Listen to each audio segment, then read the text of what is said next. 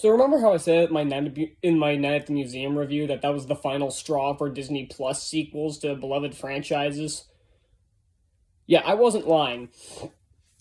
Disenchanted. Now, considering this movie's trying real hard to bank on my nostalgia since I really liked the first movie, I thought I'd film in here for old time's sake, and I may also film my Avatar review in here purely because that will require a lot of yelling and I don't want to disturb my neighbors, so, be prepared if a couple of videos end up being shot in here, because this is where I used to film my videos, but I stopped doing that. But I may film a few in here just for old time's sake, or to mask my yelling from my neighbors. So, let's get into this. What do you want? Again, what do you? I said this in one of my earlier reviews. I don't remember which one. I think it was Strange Worlds. Like, what do you expect me to say at this point? This movie obviously sucked. Did you expect anything else? Now, I'm personally a really big fan of the first movie. I've been watching it since I was a kid. I really liked it then. I still really like it now. I watched it, I want to say a few days ago, and it still holds up, surprisingly. It's one of the only parody movies I can stand, outside of something made by Mel Brooks, maybe. But yeah, so... And I saw the trailer for this back in D23. Hey, let me adjust. I'm sitting on like the edge of my chair. So yeah, I saw the trailer for D23. It of course looked terrible, and yeah, I was pretty much right. Now, I'm not entirely sure where to start because pretty much everything in this movie, outside of the acting, is a fail. Now, I'll talk about the acting quick.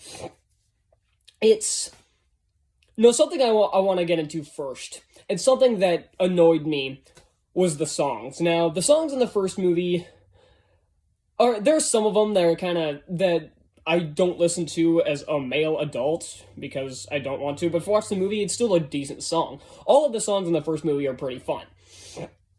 Here, they're not very good. The songs suck in this movie, and it was extremely deflating to see that the songs were done by Alan fucking Menken.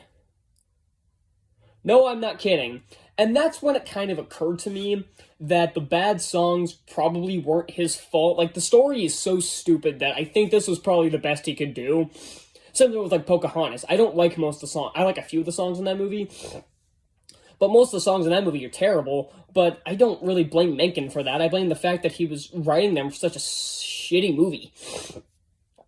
So yeah, I can't blame Menken for the bad, songs. The musical score is pretty good, so I can give him that much, but again, I'm not sure how much of the blame I can put on Menken for these shitty songs, because they're in such a stupid story. And, of course, most of the actors can sing, minus Maya Rudolph, but we'll get to that in a second.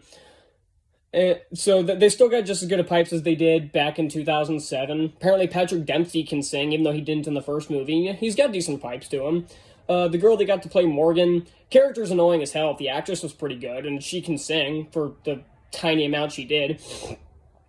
A lot of the other characters are just wasted. Nancy doesn't do much, Edward doesn't do much, and Edward has maybe 3 minutes of screen time in this movie, and it's even more insulting when Nancy and Morgan go back to the real world, and they don't bring Edward with them for some reason. And Edward was the most fun character in the first movie, and he was a lot of fun for the limited time he had.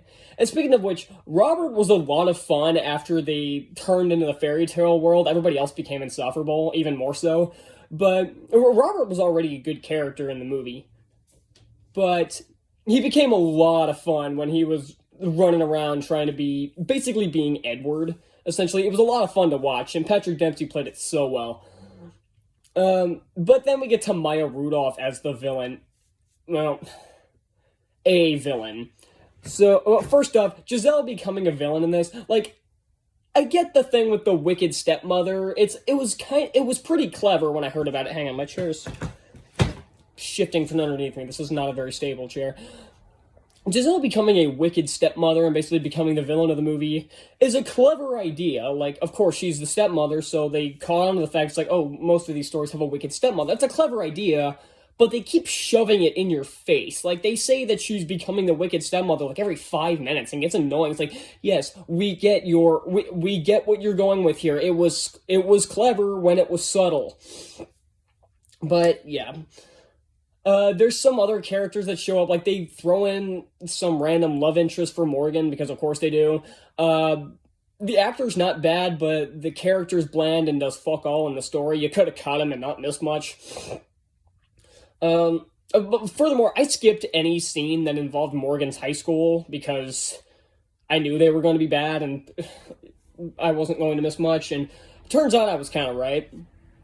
But then we get to Maya Rudolph. Now, she plays another villain in this, I guess. And it's very heavily borrowing from the evil queen from Snow White, and they make no secret of that. Hell, the villain from the first movie just screamed Maleficent, and it wasn't subtle about it in the slightest. I mean, minus the evil queen giving the heroine the poison apple bit, it was pretty obviously just a straight rip on Maleficent. I mean, for fuck's sake, she turns into a dragon in the final act. The difference is that the first movie was leaning heavily into parodies. And this sequel is sorely lacking in the parody department. Like, the first movie was a straight-up parody of these old Disney movies. But this movie, it plays it way too straight. Like, this, and especially, it doesn't help that despite being allegedly a comedy, despite the fact that comedy is not funny in this, again, the only things that got a laugh out of me were Edward and when Robert was acting like Edward. So maybe they should have just made a movie about, can we get maybe like a spin-off movie with like about like Edward in Andalusia instead of this crap? That'd be a lot more interesting. But I digress. Despite this being allegedly a comedy, the movie takes itself way too seriously, way too much of the time, especially in the second half. Like, as soon as Giselle starts becoming evil, they don't even try with jokes anymore. They try to play it way too straight. To the point, and there are a couple times where it goes into so bad it's good territory and it's downright hilarious, but that's not what I'm here for. I'm here for a better movie. The word parody is completely lost on this movie, and they're just straight up rips on Cinderella, Rapunzel, Sleeping Beauty, you name it. They aren't presented as a parody like the first movie was. It's just straight up ripoffs, and that's not funny, that's not clever, that's lazy, and it's kind of insufferable as well. But back to Maya Rudolph, she just wasn't the right choice here. Like, I don't think I've ever seen her in something that I've actually liked, because the things I've seen her in are A Christmas Story Live and the Emoji Movie. Maybe something else, but that's all I can think of off the top of my head, and neither of those are good. And she was just straight up the wrong choice. Maybe if she was one of the two comedic reliefs, like if she was one of those two, maybe she could have worked, but she's not intimidating enough to play a villain. And her writing doesn't back it up. Her writing isn't clever, and it's not funny. It doesn't make her very intimidating, so it's just a fail. And speaking of which, I already mentioned the songs. The song with her and Giselle is awful. That is the worst. I can tell this is supposed to be like the big number for the movie. It is a terrible song. It is awful. It is cringeworthy. It is cringeworthy. I suppose for a Disney Plus release, the special effects don't look too bad. I mean, I've definitely seen worse out of Disney Plus. They still don't look great. There's still a lot of, especially like the CGI animals, they look pretty bad. But when like Andalusia starts being sucked into the real world, the effects with like the vines and everything like coming up, it looked decent at least. It didn't look great, but it looked for a Disney Plus release, it looked good. But again, that's not really saying much. But again, the effects, I said this in my D23 rant when I briefly mentioned this movie, is that the special effects for a Disney Plus release looked at least a little more impressive than they used to. And yeah, it's still not impressive effects, but they're better than the Pinocchio remake, so I can give it that much. The musical numbers are just, like, I already mentioned that the songs are bad, but the musical numbers themselves are just not very creative. And the sad thing is, this is directed by Adam Shankman, who directed the episodes of WandaVision and is apparently directing the Fantastic Four remake. And the directing itself isn't that bad, but I think this guy was a bit out of his element trying to direct a musical. It's the same thing with Bill Condon in Beauty and the Beast. He's just out of his element. Well, I don't know. He also directed the last two Twilight movies, but I'm not sure how much that I can blame on him. Speaking of which, apparently I saw somewhere that Bill Condon's directing another musical. Maybe that was a rumor I saw, but that's just... no. But yeah, this is a talented director. I just don't think he was the right choice. And again, same thing I said with Maya Rudolph. It's just the wrong choice. It's just so much of this movie just doesn't add up. Like they start turning into this fairy tale world, and it uses the magic from Andalasia, and like since everything in Andalasia is made of magic, it's of course sucking up the whole world. But why does it take so damn long to do that? You would think that would happen like instantly, especially since the entire world essentially has turned into a fairy tale world, and to the point where nobody remembers the real world except for Giselle, obviously.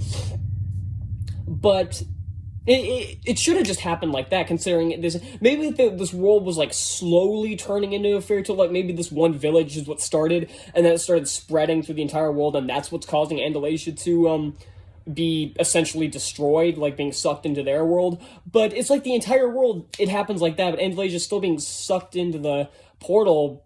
Like, and of course it's the stroke of midnight because it's the cliche. And even Morgan references that I'm living through cliches when she's in high school. It's like pointing out that your movie's falling back on cliches doesn't make the fact that you're falling back on cliches better. All you're doing is making it more obvious that you're falling back on cliches. Same thing the Fantastic Four reboot tried, the one by Josh Trank, the Four Stick.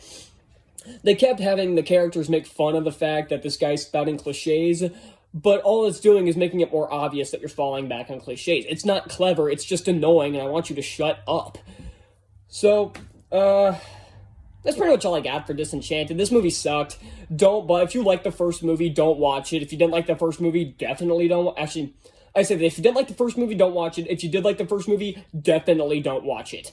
This was awful. This was a pitiful sequel. And I'm not looking. And my next movie is probably gonna be Avatar 2, and I am not looking forward to that. Christmas Eve and Christmas, the next 2 days, I'll be having the newer Christmas movies that I was intentionally putting off to get closer to Christmas, but then I kind of fell behind. So I'm, much like last year, or maybe it was the year before, I'm kind of cramming to get the last few reviews out before the new year. But yeah, that's all I got for this. I'm giving this a D-. Thank you all so much for watching. What did you think of Disenchanted? Did you like it? Did you hate it? It seems like this movie's getting trashed pretty hard, and I can definitely see why. So that's all I got. I'll see you next time. Bye.